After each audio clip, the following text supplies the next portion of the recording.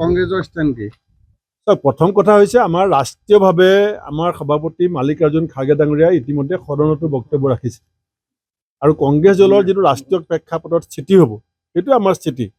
এতিয়া স্থিতিটো সম্পৰ্কত সদনত ভালকৈ সুস্থভাৱে বিতৰ্ক হ'বৰ কাৰণে সুযোগেই পোৱা নাই। তেওঁলোকে সংখ্যাৰ জোৰত বা গা জোৰত যদি কৰিব বিচাৰে বেলেগ কথা।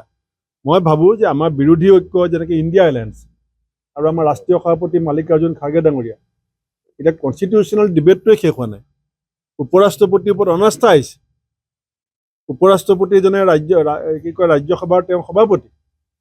গতিকে এই গোটেই প্ৰক্ৰিয়াটোত তেওঁলোকে ধুঁৱলি কুঁৱলী এটা পৰিৱেশ বনাব বিচাৰিছে। মই ভাবোঁ যে আমাৰ পাৰ্লিয়ামেণ্টত এইটোৰ এটা গঠনমূলক বিতৰ্ক হোৱা ভাল, যাতে দেশবাসীয়েও গম পায় আৰু দেশবাসীয়ে গম পোৱাৰ পাছত বিৰোধীৰ কথাখিনিও শুনি লওক।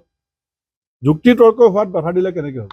আমি বিচাৰিছোঁ প্ৰথমতে এটা ডিবেট হওক, তাৰপাছত যিটো সিদ্ধান্ত হ'ব দেখা যাব।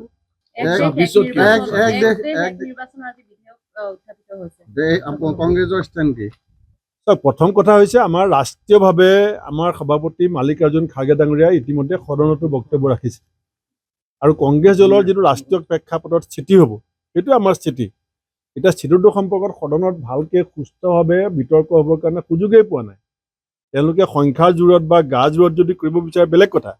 মই ভাবোঁ যে আমাৰ বিৰোধী ঐক্য যেনেকৈ ইণ্ডিয়া এলায়েন্স আৰু আমাৰ ৰাষ্ট্ৰীয় সভাপতি মাল্লিকাৰ্জুন খাৰ্গে ডাঙৰীয়া, এতিয়া কনষ্টিটিউশ্যনেল ডিবেটটোৱে শেষ হোৱা নাই। উপৰাষ্ট্ৰপতিৰ ওপৰত অনাস্থা আহিছে।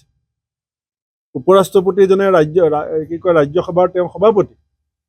গতিকে এই গোটেই প্ৰক্ৰিয়াটোত তেওঁলোকে ধুঁৱলি কুঁৱলী এটা পৰিৱেশ বনাব বিচাৰিছে। মই ভাবোঁ যে আমাৰ পাৰ্লিয়ামেণ্টত এইটোৰ এটা গঠনমূলক বিতৰ্ক হোৱা ভাল, যাতে দেশবাসীয়েও গম পায় আৰু দেশবাসীয়ে গম পোৱাৰ পাছত বিৰোধীৰ কথাখিনিও শুনি লওক। যুক্তি তৰ্ক হোৱাত বাধা দিলে কেনেকৈ হ'ব? আমি বিচাৰিছোঁ প্ৰথমতে এটা ডিবেট হওক, তাৰপাছত যিটো সিদ্ধান্ত হ'ব দেখা যাব।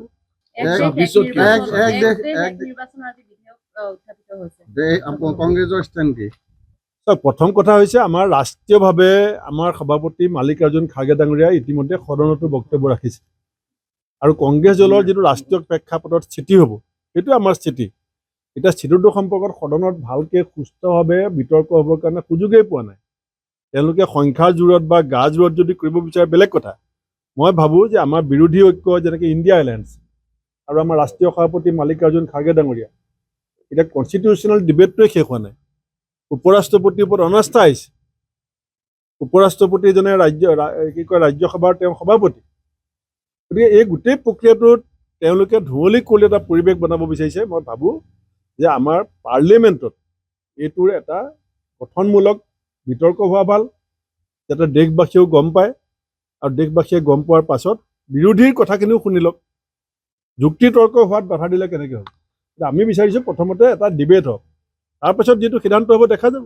যিকোনো খবৰৰ বাবে যোগাযোগ কৰক 7099017330 লগতে 7099017110 নম্বৰত।